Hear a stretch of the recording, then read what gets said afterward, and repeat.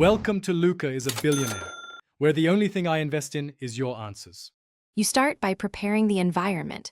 Open your project and install Colorama because raw ANSI escape codes alone aren't reliable on Windows.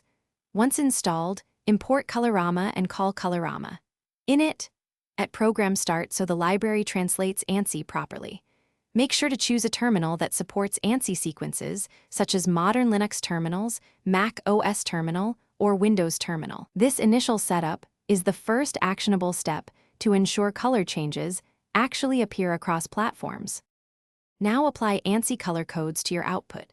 You can embed codes directly, for example \x1b31m to start red and \x1b0m to reset. However, once Colorama is imported using Colorama, 4 and Colorama.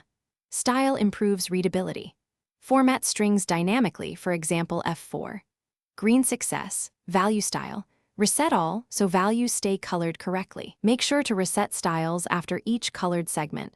Otherwise, subsequent text inherits color and becomes confusing. Finish by consistently resetting colors and structuring prints. After each colored output, call style. Reset all so the terminal returns to normal. Once done, group prints that share color to reduce resets. If you encounter problems, first verify Colorama. Init runs before any printed text. Order matters on Windows.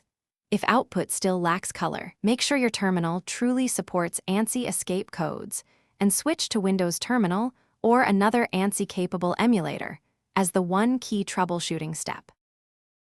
Thanks for watching and please subscribe. It's the best investment you'll ever make.